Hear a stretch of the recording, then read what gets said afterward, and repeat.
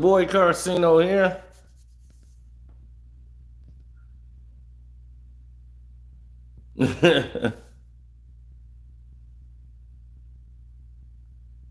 It was a fix before it started. It was a great fight between Katie Taylor and Amanda Serrano. The way the fight went, it was close to me, very close, and some of the rounds are hard to score. But let's get to the actual fight and what seemed to be the issue here. Now, has a style where she fights coming forward. That is her style. She likes to avoid punches and keep you on the back foot. That is her style of fighting. She's been very efficient in fighting in that style. Katie Taylor is someone who fights coming forward, and she knows how to fight going backwards. Amanda, not so much. Fighting going backwards is a very difficult trait because you have to be acceptant to what's coming forward and being comfortable in that. Most people are not comfortable with having people in front of them pushing forward. But you can control the action. It's like Matador and a bull. And that's what was happening. She was using a lot of Amanda's aggressiveness against her. And the average fan that was watching the boxing fight probably didn't see that. But I watched boxing. I picked Amanda Serrano to win by decision in a split decision. That's what I had originally as my decision here. But I knew how dangerous of a fight this was for Amanda. Going into this bout, I listed concerns.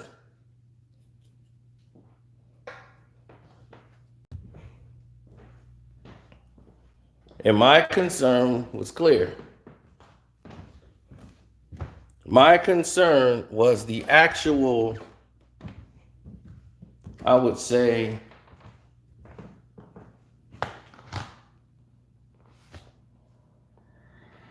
the major concern I had was the size factor.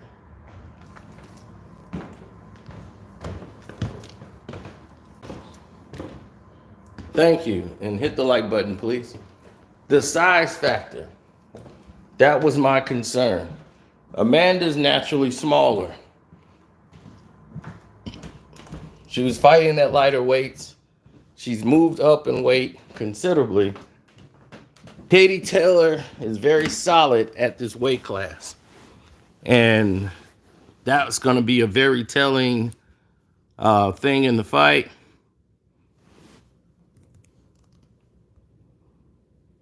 That imprint was very present, to say the least.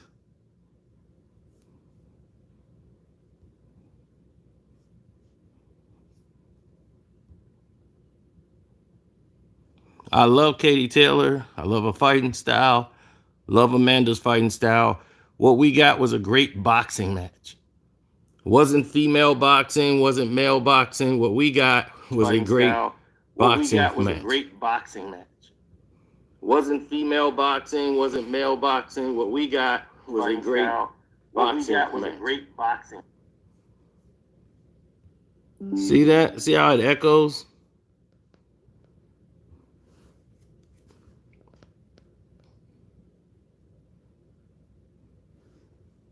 Amanda got robbed. The fight could have went both ways. The fight was not a 97-93 fight at all. That score is ridiculous.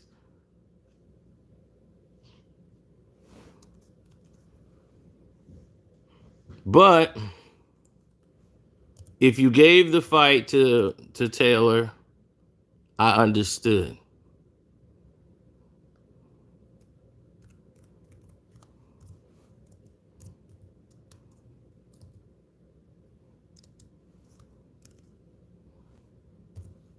If you gave the fight to Amanda, I understood. But I'm here to talk to you about boxing. See, for some reason, it's right back screwing up again, my YouTube on my mobile. I don't know what's going on, but it's something in my phone, a virus that's blocking only my account.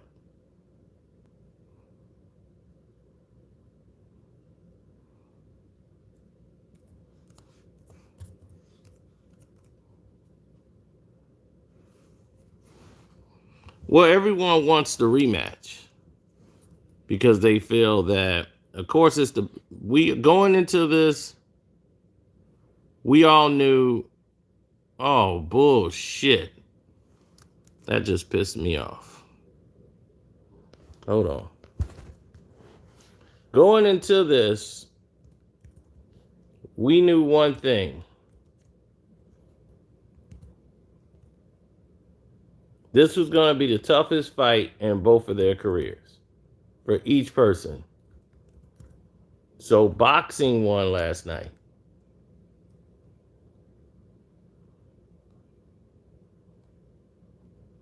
Amanda should have thrown more body shots and she was headhunting a lot. But you got to understand, she felt the power of Katie Taylor. She felt that size. She felt the difference in the fight.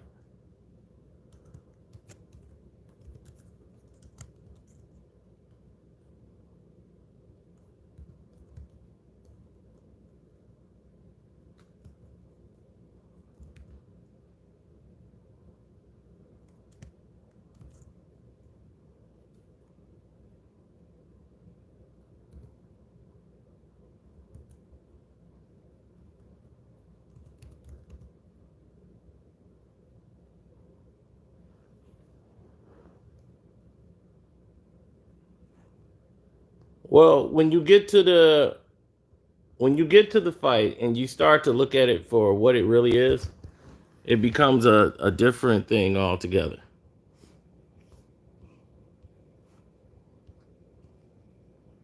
The fight was fought in different angles, different ways, different tropes. It's a lot of things that was done that probably wouldn't be done on a regular scale, to be honest.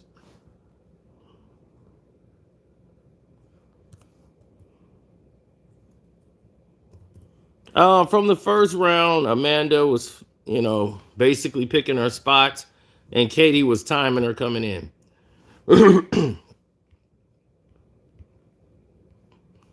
Fighting from the southpaw position bothered Katie a little bit. She didn't know where the punches was going to come from. She was a little confused at times, and she was trying to figure out her way in this situation she was in. She was trying to navigate the problem.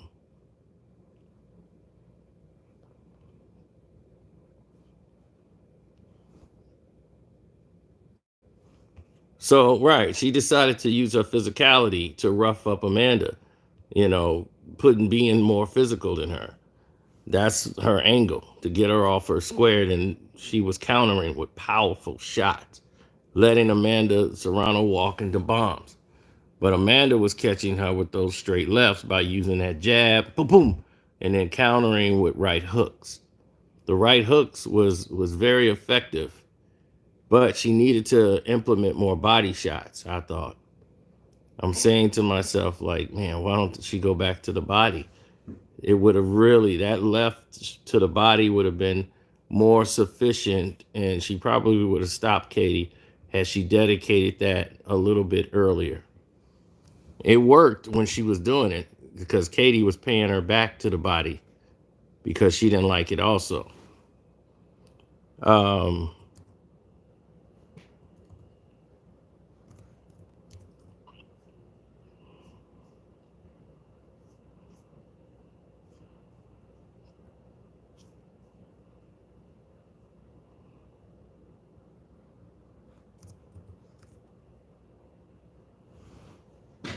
Well, when you know what you want, you know what you want.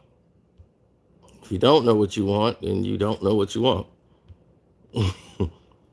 But as the fight went on, somebody had to determine who was going to be the winner of the fight. Like who will would win. It was the irresistible force and the immovable object. Now, she was giving her different angles. Katie was, but she was luring Amanda into traps. And then she would let her come in, throw her punches, and she'll throw something meaningful to get her to stop. The right hand counter on Amanda was powerful. Then she would sweep a left hook over the right jab, and she was getting to Amanda with that combination, throwing a straight right as a counter shot to stop the momentum of Amanda, then come forward herself. That's why it's so efficient to know how to fight going backwards. Not everybody can do it.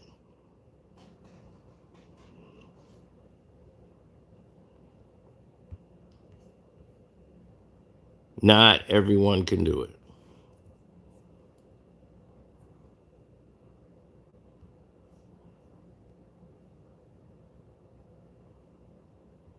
Amanda landed a lot more body shots than Katie Taylor. That's what got her. That's what I'm saying. She would have probably stopped and dropped her had she continued to went to the body. She did a lot of head hunting, too much, I thought, and kind of like got away from the body punches, which was shocking to me. And I'm like, that's not the strategy you need. Continuously going back to the body, that's keeping her in the fight. But this fight came to size advantage. Amanda is a girl who basically sweat down to fight at lighter weights. She wasn't really ready for Katie Taylor probably 2 years ago.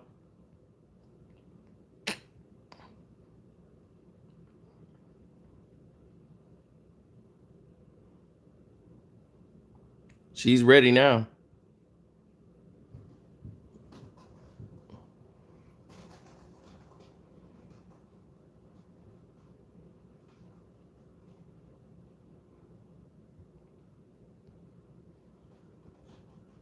Well, the fight lived up to the hype.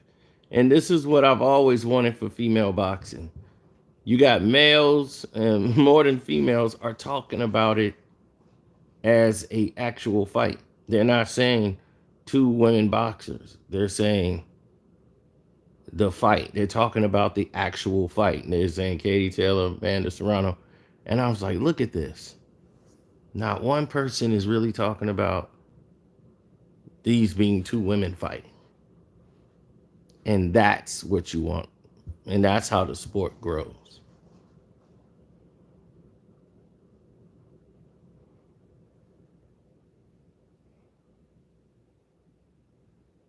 If they have a rematch, Amanda might have enough to beat her. The only reason Amanda lost tonight is because she didn't go to the body enough. She did a lot of head hunting and got into firefights using her will going forward. When Katie would catch her with a good shot, Katie would catch her to a good shot to the head. Normally she started off with a counter right, boom, short right, counter, and Amanda was walking into those punches. Because she's so used to being offensive, she doesn't know how to really set traps herself as well as Katie does. Katie knows that she's not always going to be the fastest, but she's going to be the most physical and the most strongest. So she's going to use that size to her advantage. She'll wane on you. She'll put you in a headlock. She's going to lock your arm in. She's going to dig to the body, come up top, boom, with hammering hooks. That left hook over that right jab, boom, she's coming with it. So you got to be prepared for that. You got to be prepared to matador her sometimes. And for her, the body shot was paying off. And down the stretch, it was taking all that gas out of the tank of Katie Taylor. So Amanda started to fatigue from the shots because, like I said, this was about size. That's a big girl she's hitting. Any other girl at the lighter weights that she was fighting, they've been out on the floor. Amanda would have wiped the floor with them. They've been done completely.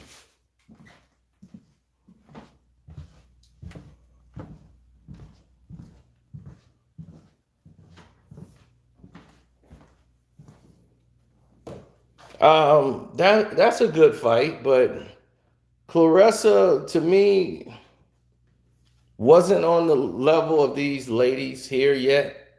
I didn't feel, basically because of the challenges that she was faced with. Most of the talent level is at this weight class that I've seen at these lighter weights. And her weight class is just not that much talent that I've seen. Like, she's talented. She's got talent. She's gotten a lot better than when she first turned pro. She's improved dramatically, and that's what you're supposed to do. So, but she can beat a lot of people in her division. But this is by far one of her toughest matches.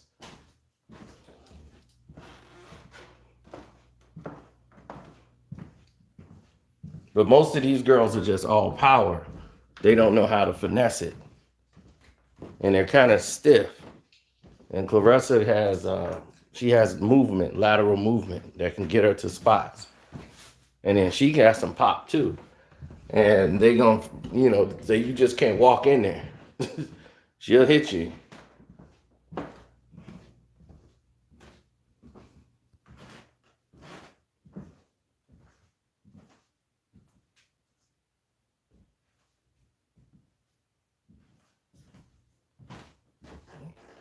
What did I think about whom?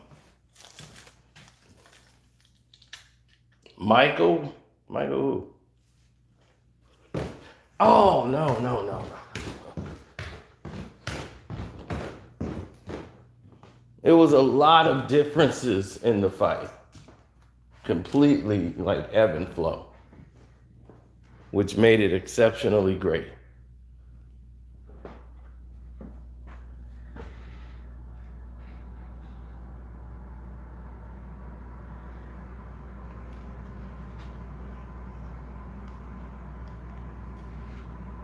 Oh, definitely. As you can see down the stretch, Katie Taylor's moving backwards, setting up a trap, making Amanda reach and come to her. This is what's happening late in the fight. See, she throws, she misses. Katie can fight going backwards. Here it comes. Left hook, right hand. Boom. Left, boom, again. See how she stops and pops? She stops. She can fight going backwards. She knows how to back up, make you reach, come to her. The bull's coming. Bull shoots his shot. Stop. And deliver. Boom, boom, boom, boom, boom. Power. And that's Katie's thing. Then you come in aggressive, she ties you up. She put that weight on you. And you're going to know you've been in there with a bigger person. Now, I had Katie winning the fight.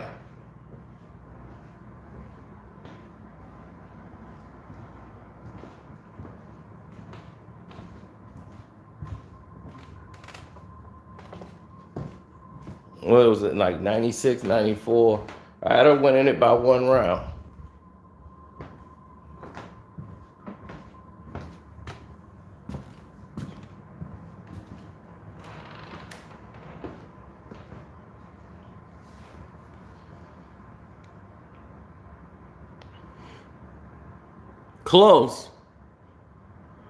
Close fights, and a lot of rounds could easily be swing rounds if I go and watch the fight again. But watching what Katie was able to do, watching what Amanda was able to do, Amanda kept coming back, returning fire herself. So I just felt she abandoned the body and started getting into head hunting, and that cost her the fight. That cost Amanda this fight. But hats off and salute to both women. They delivered on bringing you an entertaining fight. As you saw, a classic between two champions, showing and proving that fighters are fighters, not gender based.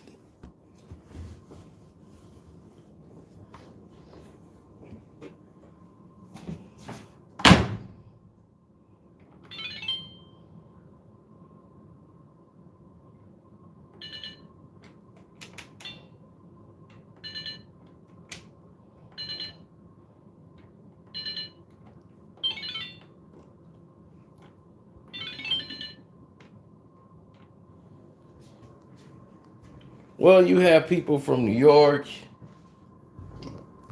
Houston. Jake Paul gonna drop her? No, he's not gonna drop her. Look what he was able to do. He was able to do something that many of these boxing promoters who spent years in the boxing business promoting Jake Paul and his team was able to market and promote her better than anybody in the face of this world. She's got endorsements. She fought for $1 million purse, the largest in women boxing. Like, huh? So that goes to show you it can be done.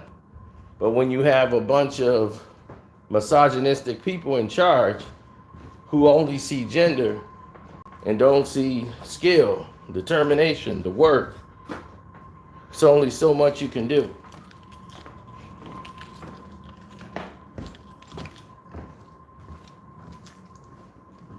Now, let's get to the rest of it.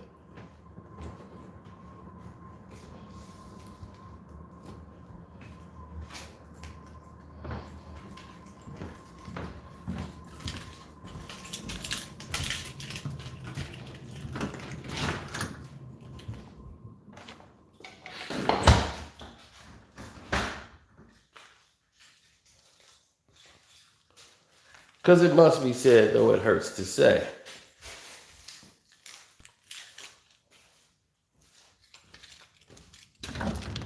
No, it's the wrong thing. The Shakur Stevenson, Oscar Valdez fight. Very similar situation here. Two champions fighting, but it's the same matchup and same scenarios that you were going to have between those two. And what was that? Both guys are going to be in probably the toughest fight in their lives. But one problem reared its head early on. And the problem was size. Once again, Shakur Stevenson is naturally the faster man, the more skilled boxer of the two. But Oscar Valdez has the most experience in being in these type of fights. It's just that he's fighting in a weight class that he shouldn't be. But because of the fact that he can't make weight anymore, and it's hard for him to make weight, and he's basically useless. And this is where they said, wow, man, he's fought himself out of division. This is why catch weights became the thing, because it's like, man, you're losing to the size rather than the actual skill of experience. Now, Shakur Stevenson's performance, he fought in great spots. And he did a good job of trying to matador with the jab and trying to keep him at bay and keep him at a certain distance. But the problem he was running into, Oscar Valdez, is that, he's got short arms and he plays the high guard. He tries to move in and explode because this is the style he has to fight to cut off the distance and cut off the movement of Shakur Stevenson. Shakur Stevenson got his attention early with his size and power and thought he was just going to go in there and walk through him. So he decided to abandon the game plan and start going straight power on Oscar Valdez because his power was having an imprint on the fight early on.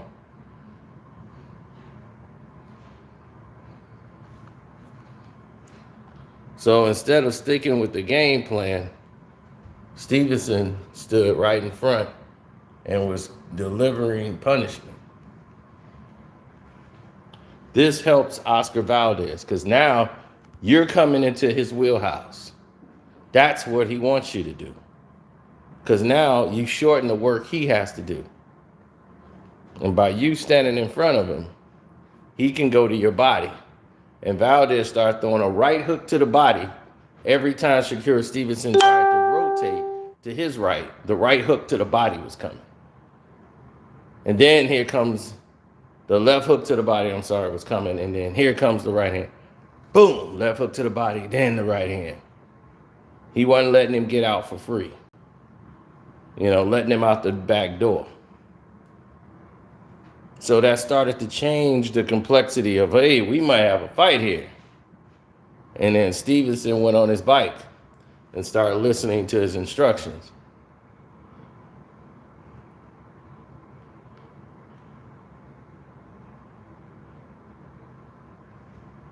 Well, he was hit more in this fight than he was in previous fights. This guy was able to catch him and rough him up.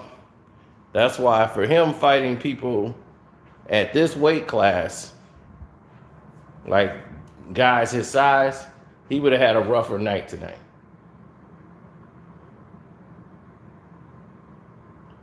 He still makes some amateurish mistakes. He doesn't move his head enough. He keeps his head right on a line a lot. But he does enough to get points.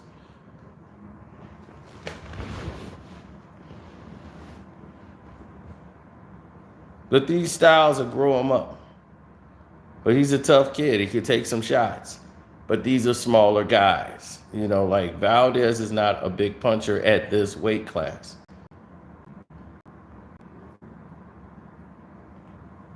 But he was getting punches home. So that was able to dictate things in the fight. And as the fight was playing out, I wanted to know what would happen if the fight got late with Shakur Stevenson.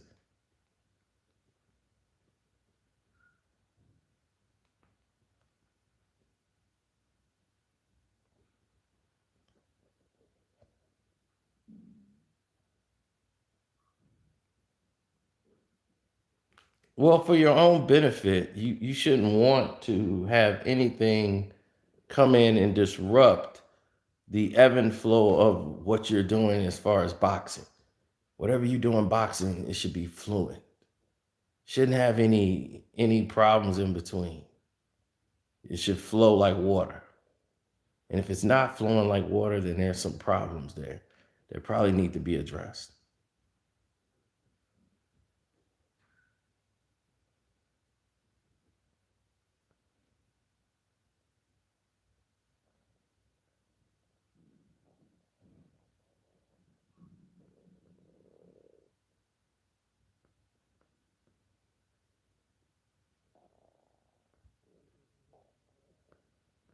Mitchell and no, it's not the way I seen it.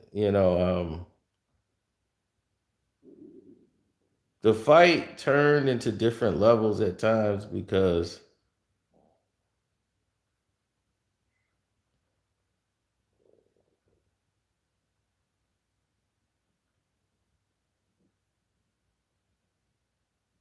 yeah, it was the jab, secure size, everything. I don't like the high guard stance because what the high guard stance does is basically blind you. It helps guys with shorter arms get there. You take away they sight of vision. And then as they walk through, they're getting closer to you by keeping the high guard up. And the high guard is good for somebody who's not a good body puncher.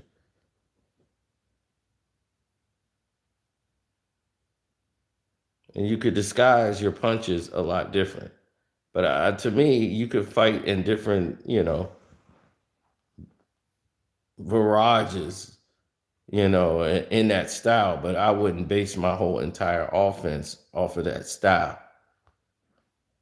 I mean, at times you can go to a high guard. It freezes another person from jabbing you because they can't see where they want to go.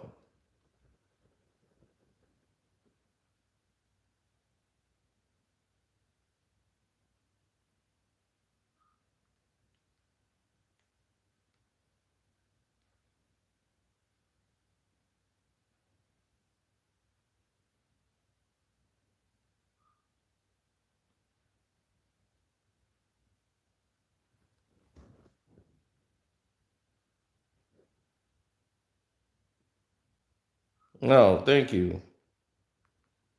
Stevenson, I mean, he looked good and in control, but that's the one thing he wasn't able to do because, like I said, this is a fight that was based on style. He was able to use his size to control the pace. Oscar Valdez is too small at this weight class. This was a unanimous fight. I gave Oscar Valdez like 3 rounds that he won in the fight. You know,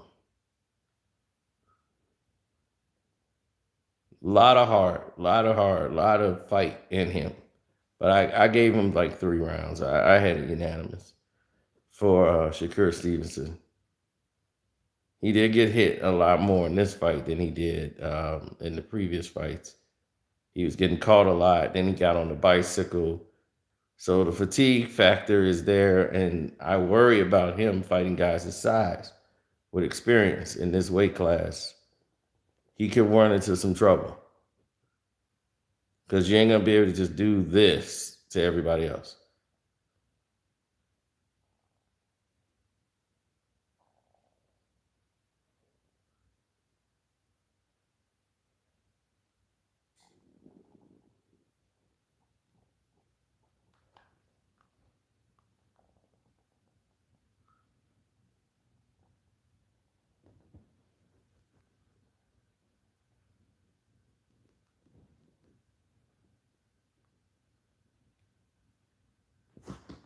No, yeah, there was no doubt about this fight. Shouldn't have been a doubt.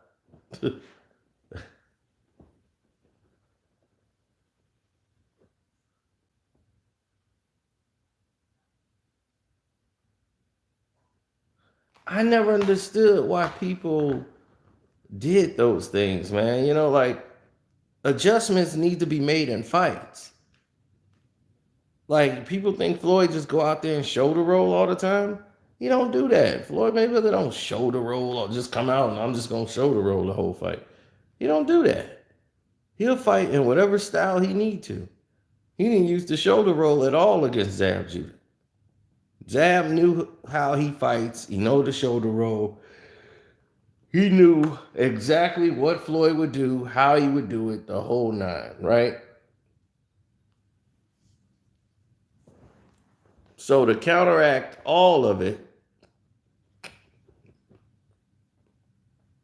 Floyd used his natural ability to just box, which he has different variations of boxing to do. Zab is not weak, like not a power puncher, and he definitely is one of the faster fighters in the game. He ain't slow. When he fought, he was one of the fastest, if not faster than Floyd.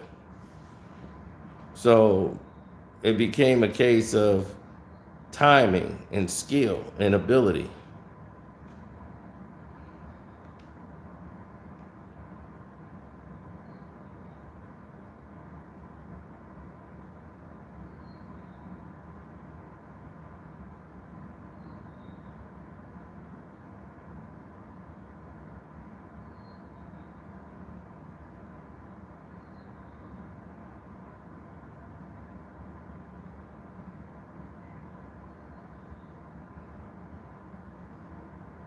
Oh yeah, I mean,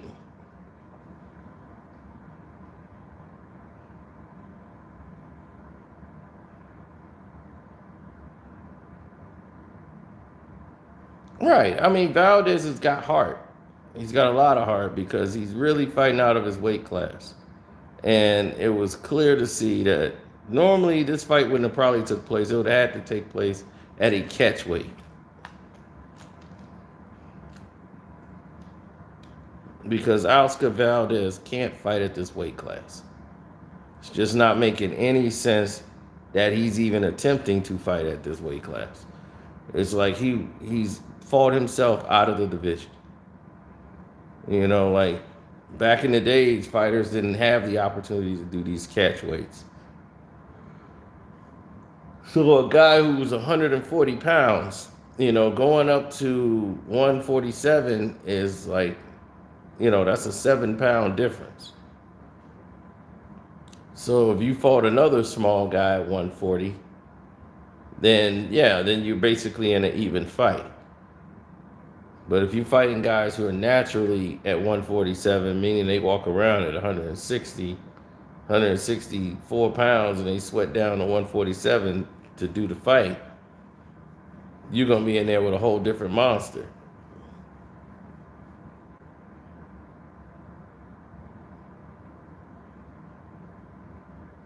Floyd normally walks around and comes in at the ring at his walk around weight. He keeps his body damn near at the weight class all year round.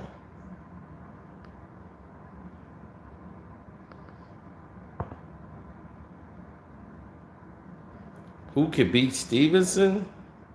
That's more of a question for y'all. Who y'all think could beat him?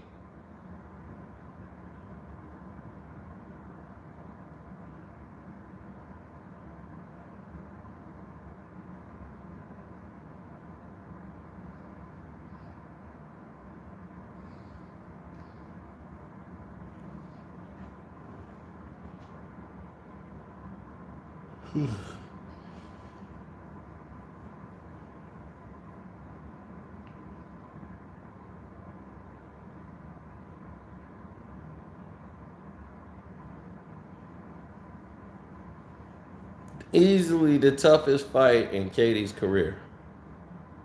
Katie Taylor's career, that was it. This has been by far the toughest fight she's ever been in. And all right, there's some problem on my phone or on my end. I don't know what's causing this, but yeah, some type of major malfunction taking place. So just lets me know I've been spammed again. So deal with that when it comes. So I just wanted to show you guys some love. Get out here and get some exercise in. So love, peace, and hair grease. I'm out.